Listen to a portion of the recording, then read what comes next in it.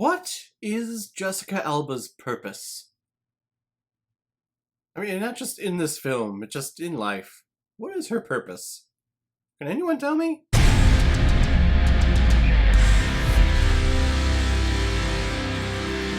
Meet Bill, released in 2007 and is directed by Bernie Goldman and is starring Aaron Eckhart, Elizabeth Banks, Jessica Alba, Timothy Oliphant, and Logan Lerman. Bill is an out-of-shape, middle-aged white man who is very unhappy with his very wonderful and privileged, very rich life. He has a made-up job at his father-in-law and brother-in-law's financial institution. His wife is cheating on him with the local anchorman, and he has to be a part of this alumni mentorship program where he has to entertain this 17-year-old teenager for the majority of this film. And as the movie unfolds, we dive farther into Bill's midlife crisis and his attempt to get out from the overwhelming grasp of his father-in-law and to better himself as a middle-aged human being. In short, this film is about a midlife crisis.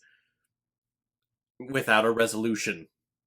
It just kind of happens. Which I guess that's how life works, and how middle-age crises happen. They just happen, and then they're just done, and life goes on until it stops. A very morbid thing to say for this film that's supposed to be a romantic comedy?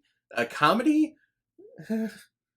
Not really. I remember seeing this DVD in like a bundle bin at Kmart when I was living in Marshall, Michigan, because that's the only thing, big that was there in that small little town. And I remember seeing three very attractive people on the cover: Aaron Eckhart, Elizabeth Banks, Jessica Alba. So I was thinking, hey, maybe they all get together in this movie, and that would be kind of hot. Let me buy this. And then I remember watching it and thinking, well, it kind of just happened, and then I went on with the rest of my life. Yes, that is how my brain worked when purchasing this DVD.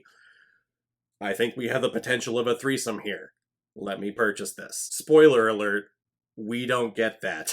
Oh, my younger, testosterone-ridden mind. But now to talk about the actual movie that we received, it's nothing special. This entire movie felt like the first two acts of a film. And then there was no third act. There was really no big climax and resolution. We were kind of building towards one, and something happened. Yes, we kind of get events that brings the story to a close, but it doesn't feel like a climax. Where the characters go in the end, it was confusing because it's completely different from where they were trying to go for the entire movie. I don't want to spoil it because that's not fun to do in a movie review. I want to talk about the film. I don't want to spoil it for you. But how many people are actually going to go out and watch this movie after watching this review? Probably not anyone. Let's start with some good things. Aaron Eckhart. I think he is a tremendous actor, and he's one of those actors that is just, it's baffling to me that he hasn't broken through that top-tier actor level. I just don't understand it. I think he's excellent in everything that he is in. The film may be bad, but he is excellent in it. And I think he's really good here. He's a disheveled, out of shape, I guess they refer to him as overweight, where if he's overweight, then I'm a fucking whale. And he lacks confidence. He lacks the confidence in life. He lacks the confidence in his marriage. And you can tell from his body posture that he has. He's hunched over the entire time, which helps protrude his gut to make him seem like he's more out of shape, and I think it's just great physical acting. He has comedic sensibilities, and there are what seems to be funny lines written down on the page, and I think he tries to get to like that Robin Williams, Jim Carrey-ish level when delivering certain lives, like talking about loving blowjobs. I'm a blowjob aficionado, which, to be honest, what guy isn't? But these lines that are written down and are being spoken, I had the sense that, oh, the screenwriter's writing it down thinking, oh, that's going to be funny. That is going to be one of the funniest lines of this movie. And then you actually watch the situation and the scene, the story play out, and you go, it's funny. Why am I watching this? And Bill has lucked into this massive financial empire. His father-in-law and brother-in-law own this financial institution. They create a position for him. That way he has a job in the family business. He's an executive vice president, which what is an executive vice president? They even call it out in the movie. He's an executive vice president. That position was made up for him. What is that? And if I could respond to that character, I would say, well, if you watch the YouTube channel Bon Appetit, every chef and cook that comes on there is an executive vice president, CEO, executive, COO, president, person. I'm not kidding. Just go on that channel, just stream it for a little bit, and you'll see all the little tabs that come up that says, oh, hey, it's so-and-so. They're executive vice president of writing, CEO-ish, president, executive. It's like, do you give yourself these titles? Or is it actually appointed to you by someone?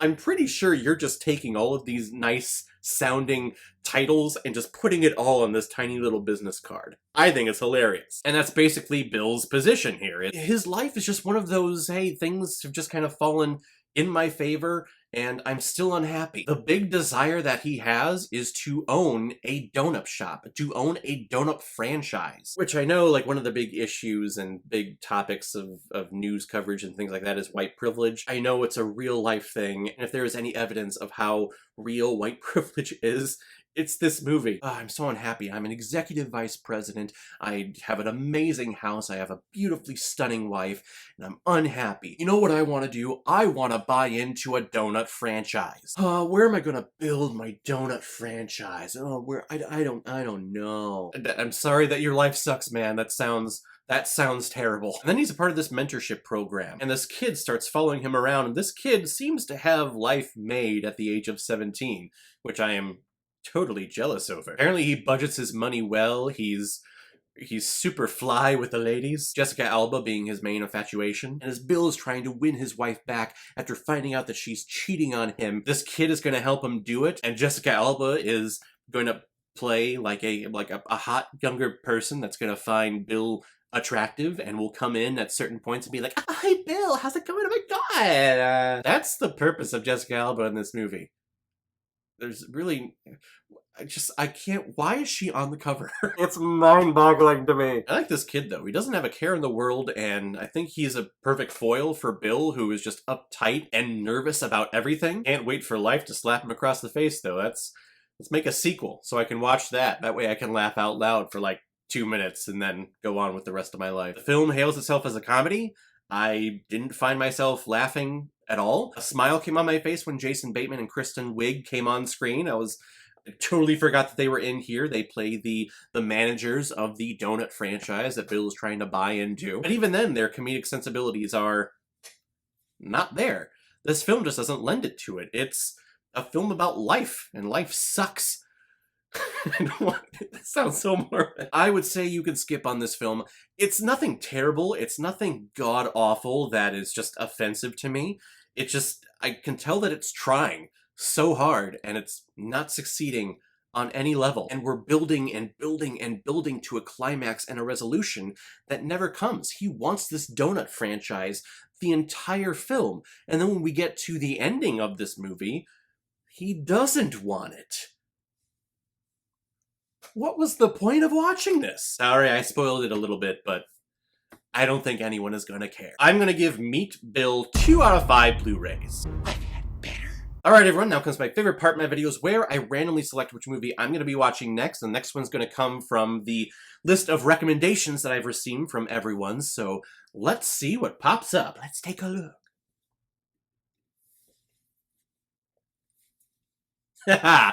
Talladega Nights. I'm going to get you, Ricky Bobby. I am so paralyzed. This was the time that Will Ferrell could do no wrong. I think this was the next film that came out after Anchorman. Anchorman was so revolutionary for me in my young comedic life. And then when this film came out, I was loving it. I remember loving it for a majority of the time. And then as it got to like the second and third act, I'm like, oh my god, this thing is really long and I'm not laughing anymore.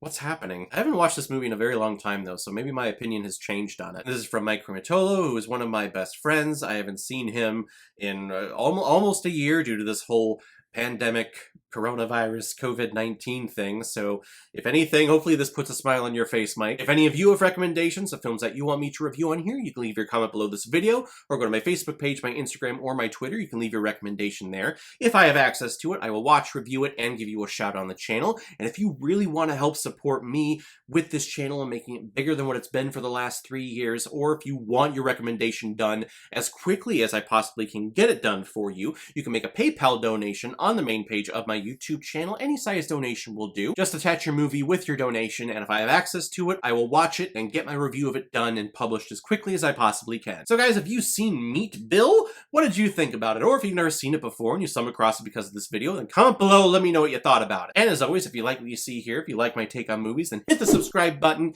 and make sure you hit that bell so you'll know the next time I release my next movie review. So guys, I will see you next time with my review of Talladega Nights, The Ballad of Ricky Bobby. So in the meantime, be well, be good to each other, and go watch a movie. Take care, guys.